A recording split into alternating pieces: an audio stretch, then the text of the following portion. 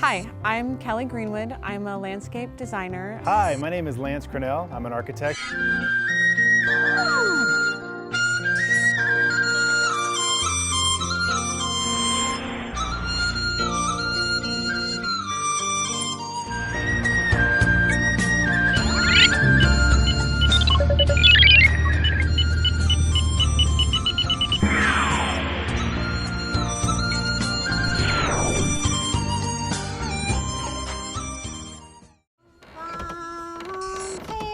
Today is our first day in Suzhou.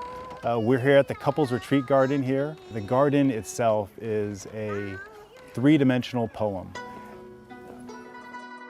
The pavilions are kind of like the bookmark for the book, and they stop you in your tracks and allow you to reference the garden from a different perspective.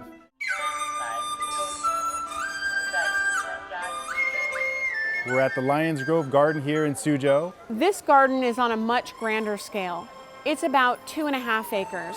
This garden is famous here. It was added to the list of UNESCO World Heritage sites in 2000, along with 8 other gardens in Suzhou. One of the most important gardens in this area was the Garden of Retreat and Reflection. This garden is the youngest garden that we'll see on our trip. It is only 135 years old. Such a baby, right? The garden itself is centered around this koi pond here, and the pavilions and towers create great vistas and views onto the pond. It's like a landscape painting, you know, you just want to paint it. So here we are at day 4 at the Master of the Nets garden here in Suzhou, which is the smallest garden of any that we'll visit this week. It's only about 1.5 acres. The main garden is all focused around one lake, which is roughly square in shape. The buildings around the lake are considered one of the best examples of placement of these pavilions and pagodas. Here we are at day 5 at the Lingering Gardens here in Suzhou.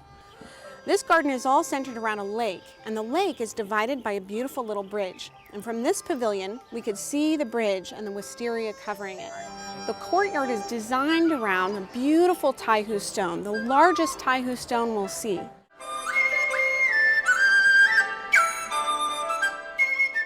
The garden is actually the largest in Suzhou. It's nearly 13 acres in size.